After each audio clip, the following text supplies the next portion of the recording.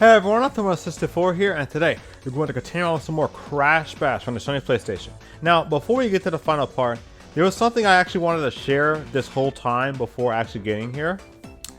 There is you know how in the original trilogy, Crash 1, 2, 3, as well as Insane Trilogy, there's a mechanic in the game where if you keep dying a lot, you get more Aku Aku. Like, you get level 1 Aku Aku after dying 5 times, level 2 Aku Aku if you die 10 times, and I think you get more checkpoints at either 15 or 20 deaths. In this game actually has something similar like that. If you lose, fail, or die like 10 times, the game will go out of its way to make the game to make the challenging AI easier. They lower the difficulty. So if you feel like you were understanding it, and you probably were, like you were getting better at the minigame, I just want to factor in the fact that yes, you are getting better at these games, but also the fact that they are lowering the difficulty on the AI. I'm not trying to take away from anything from this. I just want to mention this because when I was trying to practice this on my own time, like on a separate save file, like or save states, because I don't really mess around with doing that stuff on like actual parts. That's just something I just noticed when I started playing. It's like, wait, why are they getting easier? Like, and funny thing is, there's actually a code with the game you can use to be able to lower or raise up the difficulty. But I'm not doing that because the part has virtually nothing to do with that. Anyway, enough stalling. I just wanted to show off that you can also do this. If you press the D-pad in one direction and the control stick in the other, you can just go on. You can just move around in one direction. However, for left and right, even if you're facing the opposite way with the control stick or D-pad, you're always going right. Same with going up and down, you're always facing down. But yeah, it's just a little something I wanted to share for the finale, I guess you could call it. To maintain the pretense of this foolish tournament, you must enter the arena for one last time. And with the crystals you have won, I, the great Uka Buka, will at last have the power to enslave that miserable brother of mine.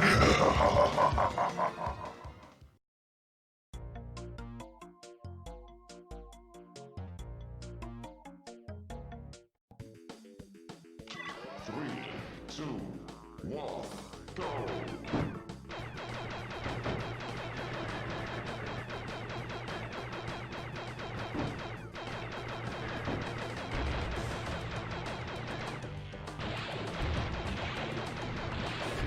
You fail. Unfortunately, I think just about getting hit by anything that's not like a warp room, like a TNT or missile will cause instant death.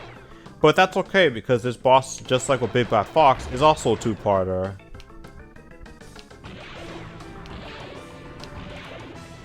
The missiles are actually fairly easy to dodge, but it'll be like the later section where we have to worry about about all these nitros where it gets a little tricky.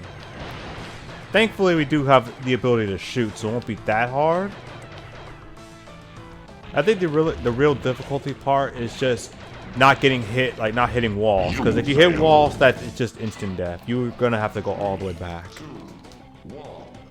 Now, I kind of wish that the boss was something like this where we just got to keep shooting him while traveling, because that would have made it unique. But you'll see what the part 2 actually is supposed to be. And I gotta say, it's very underwhelming compared to just doing this.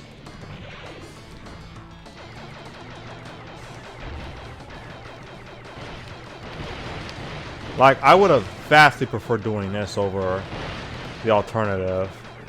And I'm pretty sure once you see what it is, you would too. Just think of it like this. What is the one type of minigame we haven't done in boss form yet? Think about it like that.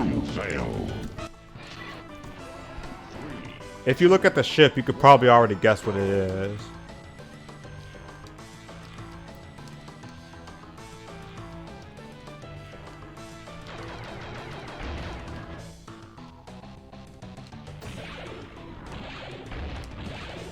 Okay, that was a little too early. Yeah, I'm sorry I'm having a bit of a trouble with this. Like, this part is not that hard. It's really not. I'm just screwing up a lot, that's all.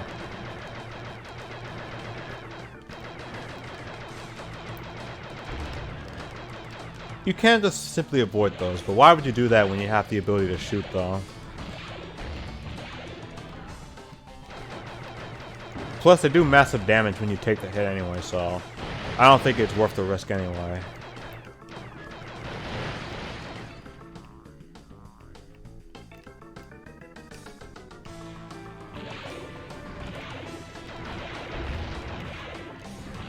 Oh my god, the missiles just do mad damage. Ah, I didn't see that last missile. Oh, okay, I made it. Oh my god.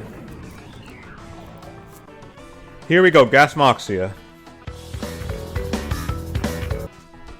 And this looks very different than what I remember it to be. Now, if you're wondering why I did nothing here, guess what? We can just start here now. And yep, in case it wasn't clear enough, we now have to deal with the freaking ballistics levels. And this dude cheats because he goes a lot faster than you do on this thing. Oh, and did I forget to mention he also does this? Just have missiles shoot out at you while trying to make sure the balls don't go on your side. Oh, but wait, there's more, because trust me, it doesn't stop there.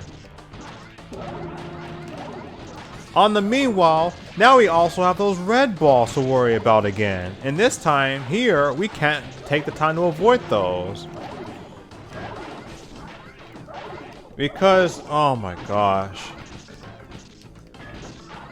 Like, if you struggle with this boss, like, a lot, just know that the game will make it easier for you on, like, as it goes later in this run. Why are there two of them? And no, the red balls still don't count towards anything here. Oh my god, I hate this old perspective of the boss fight more than I do with the actual ballistics levels. Because now there's less of an opportunity to react here. Even less.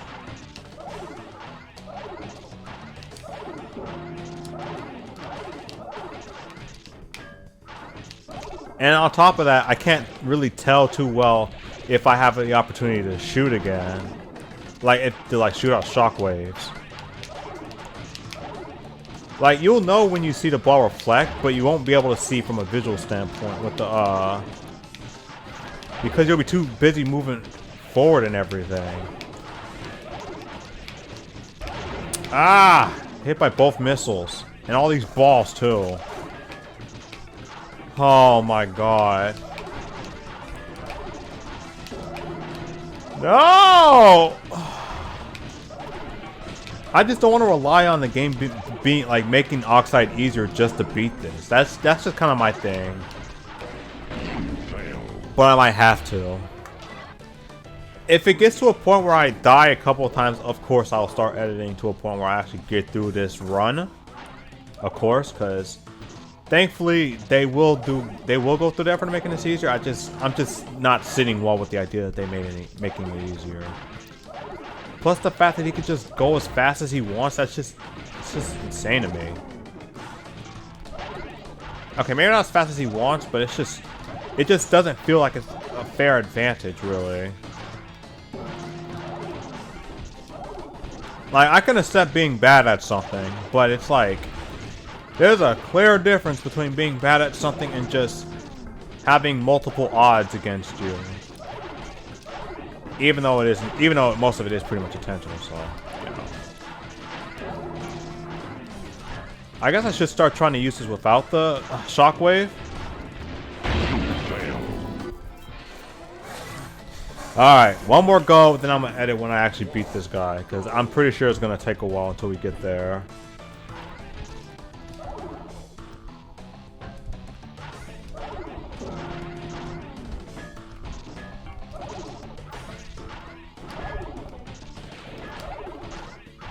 And no, you can't push the missiles away with the shockwave. Trust me, I wish you could, but you can't. Not really.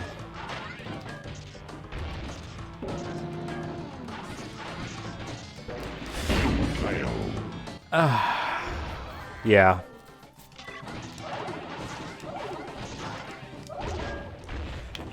Okay. That didn't take as long as I thought it was going to.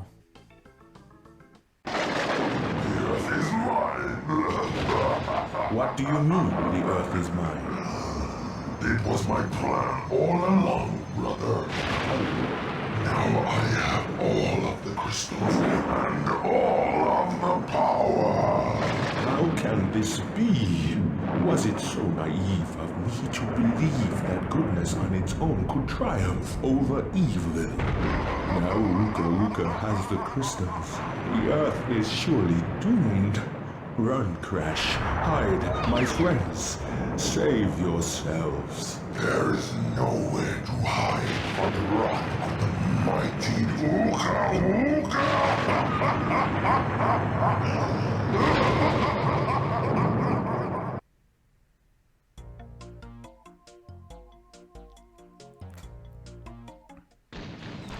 Okay, I'm not gonna lie to y'all. I do find it kind of silly how we go from the world being destroyed and just everything being destroyed to a credit scene like this, or even a loading screen, let alone the cutscene. Cause like it sounds so cheery, like, oh yeah, you won the game. I mean, the world is doomed and everything, but you won the game, yay! Oh my gosh. I want the people who worked on the quality assurance to be thanked for making the rest of the game at least playable, because Skyball, like, not even Skyball, it's just ballistics in general. Ballistics, I gotta show them appreciation for going through everything just to make sure this works as well as it does now. I still have some issues with it, particularly the part where the ball can just go through the corners and there's nothing you can really do about that, but other than that, they're just really long mini games. The Poco Pandemonium levels, they're pretty fly actually, like they're pretty nice. The only one I'm kind of objecting to is just the crystal challenge of Poco Padlock. Like everything else is just fine. Literally everything else is just fine. Even the gem challenge. The bash levels, clearly my favorite. They're just like there's like a side of being able to just move around. I want to say platforming, but if they add more platforms on it, I feel like it would have been a fire game, like fire game mode, if they added more platforms to it and just add that small little layer of depth into it. But you know, it's whatever. Like what we got now is fine, and the ability to start jumping over stuff in Space Bash just makes it even better. Let's see, the polar levels, they're okay. Like even Melt Panic, they're okay. I got nothing else to say about that one. The dash levels, the racing ones, those are pretty amazing actually. Like we still got one more to do, but that's only for going for 200%. So we're well away from that. We're well ways away from that. And every other game mode we played so far is actually pretty nice, but there's still more. First off, let's check. Oh, we got 2 more dash modes. I forgot about Splash Dash, but here we go. You believe it or not, welcome to Warp Room 5. We have 1, 2, 3, 4, 5, 6, 7? 6. Okay, we got 6. I'm pretty sure it's 6. Yeah, 6 games here. But believe it or not, these are very different from the way we played these so far. So we need 17 gold relics. I'll talk about those in a bit for Splash Dash. We need 19 crystal for this, but apparently we got 19 crystals, so we can do this now. We need 21 gold relics for this one over here. 23 crystals for this one. 25 gems? Are you crazy? So we will have to come back to these levels on top of the levels we have to go back to just to be able to play those, and then come back to those just to play a new level here, just to come back, just to play a new level here, just to unlock something like this. But those does not compare to Dante's Dash. I was about to say Dante's Inferno. Dante's Dash, where you need 27 trophies. So on top of needing to collect as many relics and everything else as possible just to get over here, we need to collect all the trophies from this area just to do Dante's Dash, the last dash and last minigame in this section. But we're not done yet.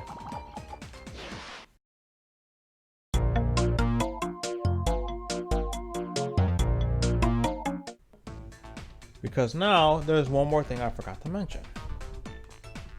Here. Now, there's actually supposed to be 2 relics, but there's a level I still have to beat in order to unlock the second one. So I'm not worried about that one yet. But yeah, there's 2 relics here. Gold relics and platinum relics. Platinum relics are completely optional, whereas gold relics are needed for 200%. Actually, both of them are needed for 200%. It's just that platinum doesn't unlock anything. That's really about the general gist of it. I'm not gonna lie to you. I actually do want to do the recorded sections of this as opposed to doing this for like a stream of 200%. Cause like I want to keep consistency here, but like I said that I don't know what I still want to do with this. I do know that I want to do on 200%, but now the question is, do I want to stream the rest of it and just get like either insane or not about the rest of this stuff, or do I just want to do like a video of it like I've been doing so far and just go back and collect all the actually I'm pretty sure I'm not missing any gems. In fact, yeah, let me look back. I know I'm missing crystals, but I'm pretty sure I'm not missing gems, and obviously I'm not missing trophies from here. So let's start back here. Like, unfortunately, because this game does not have like a status tracker or anything like that, this is the only way I'm able to actually see if I actually have the like everything. And no, these you don't really have to worry about recollecting anything. But when it comes to the relics, I almost forgot. So the relics, you have to, for gold, you have to beat the champions of each arena twice in a row. Twice in a row. For platinum, you gotta beat them 3 times in a row. And yes, I'll say one more time. You have to do it in a row. If you don't do it in a row, if you fail just one minigame, just once, if you just fail once, that's it. You gotta start it all the way back to the beginning. Ain't that nice? Just having something you have to start all the way back to from the beginning. But seriously, I wish this game had something like no, not Dark. Yeah, I know I'm missing that one too. So that's 3 crystals I'm missing for sure. Once I collect those 3 crystals, I can go back to the first main world and just do those. And the 5th one, the 5th hub world. You know what? I'm already well in a good mood of doing this stuff, and I already know I'm going to start screaming when I do the crystals, so I'm better off just doing it like this as opposed to trying to do it on a stream. I'm sorry guys, like I really did actually want to think about doing a stream on this, because doing a stream of this would be freaking fantastic, being able to interact with people while seeing my clear frustration with Skyballs and like Pogo Padlock's crystal challenge. But I do want to be consistent on just one playthrough, just one. So I think I'm gonna just move on. I'm gonna move forward with the next part being focused on collecting the rest of the crystals, and then after that I'll start the next part after that with the 5th warp room. So in the next part, let me save real quick. I'm gonna just go into the 3rd warp room and save, because that's where the first missing crystal is. So this is not the finale, this is just the beginning. So in the next part, we'll continue with the last 3 remaining crystals within the first 4 hub worlds, which means Embolism, Skyballs, and Pogo Padlock all in one video. I'm pretty sure it's going to at least be an hour trying to take care of all those at once. But that's just how we roll around here. So yeah, this is a Tortoise Supposed on. Thank you guys for watching. I'm really sorry that we aren't going to be able to do a stream like this, but if it makes you feel any better, we might still be able to do some multiplayer streams on Crash Bash, or even better, do a co-op playthrough of this game. Because there is one little thing that I can't show off by myself. I do need someone to be here with me to be able to show that part off. And unfortunately, to get there, I actually do have to beat the game again. So, you know, should that opportunity rise, I'll see who I can get to do a co-op playthrough with here. But until such a time, see ya. And make sure to subscribe and follow on Twitter.